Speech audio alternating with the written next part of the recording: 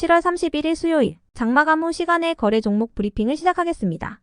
수많은 시간의 상승 하락 종목 중에서도 거래대금 1억 원 이상 종목들만 추렸습니다. 먼저 오늘 시간에 상승한 종목들을 보겠습니다. 전체적으로는 해운 관련주들의 시간의 상승세가 두드러졌는데요. 오늘 시간에 상한가 종목은 없었습니다.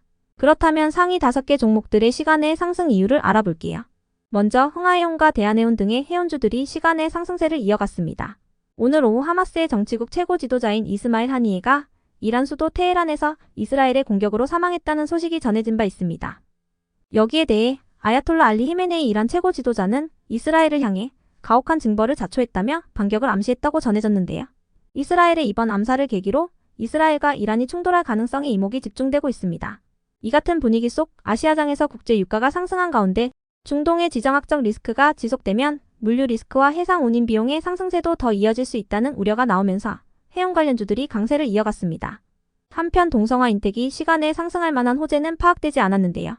최근 주요 조선 기업들이 호실적을 발표한 가운데 조선 산업의 부활에 관심이 쏠리면서 동성화인텍을 비롯한 조선기자재 기업들의 실적 기대감이 이어지고 있는 것으로 추정됩니다. 이어서 산일전기는 이틀 전 코스피 시장에 신규 상장한 기업인데요.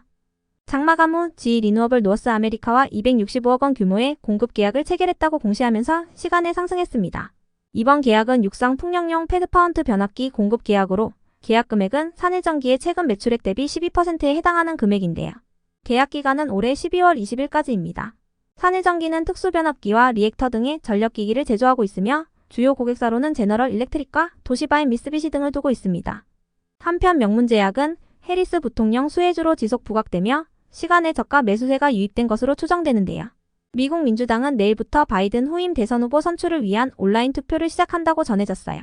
대선 후보로 유력한 해리스 부통령은 다음 주 초 중으로 자신과 짝을 이룰 부통령 후보를 지명하고 경합주 7곳을 돌면서 동반 유세를 벌일 예정이라고 전해졌습니다. 해리스 부통령은 여성의 선택권을 강조하며 낙태권을 지지하고 있다고 알려져 있는데요. 이러한 부분 때문에 사오피임약 관련주들은 해리스 부통령 수혜주로 분류되고 있습니다. 이어서 현대비엔지스틸은 장마감 후 2분기 호실적을 발표하면서 상승했습니다. 전년 동기 대비 매출액은 줄었지만 영업이익과 순이익이 흑자 전환했다고 발표했는데요. 최근 5분기 연속 적자를 내왔던 만큼 이번 흑자 전환 소식에 시간의 상승세를 보여주었네요. 다음은 오늘 시간에 하락한 종목들인데요. 전체적으로는 4대강 보건 관련주들의 약세가 두드러졌습니다. 그렇다면 상위 5개 종목들의 시간의 하락 이유를 알아볼게요. 먼저 다날이 하락했습니다. 장마감 후 최근 팀원이 기업회생을 신청함에 따라 피보증 법인에 따른 회생 절차가 진행 중이라고 공시했기 때문인데요. 다날의 보증 금액은 200억 원으로 이는 다날의 자기자본 대비 6.7% 규모라고 공시했어요. 다날은 팀원의 채권자인 IBK기업은행과의 협의를 통해 현 사태를 해결해 나갈 예정이라고 전했는데요. 이번 공시와 관련하여 자금 유동성 문제는 없다고 언급했어요. 더불어 쿠팡을 비롯한 대형사들을 중심으로도 결제 서비스를 제공하고 있으며 앞으로도 휴대폰 결제 점유율 1위 기업으로서 결제 서비스를 안정적으로 제공하겠다고 밝혔습니다. 최근 쿠팡 관련주들이 시장에서 상승한 것을 의식한 발언으로 보이는데요. 이번 사태로 불똥을 맞은 여행과 결제 기업들의 주가가 어서 회복되기를 바랍니다. 이어서 엔젠바이오는 장마감 후 3자 배정 유상증자 납입일이 연기됐다고 공시하면서 시간에 하락했습니다. 3자 배정 대상자는 변경 후 최대 주주인 유로 얼라이언스 LLC FG인데요. 원래는 6월 28일에 납입되었어야 할 대금을 오늘까지 3차례나 연기하면서 시간에 강한 매도세가 나온 모습이었습니다. 다음으로 PNS 미케닉스는 코스닥 시장에 신규 상장한 첫날 시간의 상승분 일부를 반납하며 마감했습니다. 시간에 하락할 만한 악재가 있던 것은 아니었는데요. PNS 미케닉스는 의료용 재활 로봇 제조업체로 약 300종의 로봇을 개발했으며 대표 제품으로는 걷기 어려운 환자를 대상으로 과학적 보행 훈련을 지원하는 로봇인 워크봇이 있습니다. 그런 PNS 미케닉스는 장중 최고 48%까지 상승 후 종가는 공모가 대비 13% 상승한 가격으로 마감한 바 있습니다. 이어서 이화공영과 우원개발, 삼표시멘트, 특수건설 등의 4대강 보건 관련주들이 시간에 하락했습니다.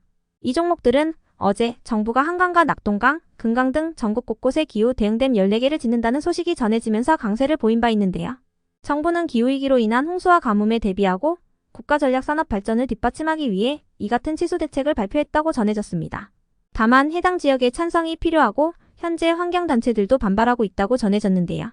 어제 여러 개의 종목들이 4대강 보건 관련주로 상승했지만 그 중에서도 이화공영만이 오늘 강세를 이어간 가운데 이화공영도 오늘 상한가를 묶지 못하고 마감하는 등 강한 모습을 보여주지 못하면서 4대강 보건 관련주들이 시간의 약세를 보였습니다. 끝으로 전일 시간의 등락률 탑5 종목들이 오늘 어떻게 되었는지 추적해보고 마치겠습니다.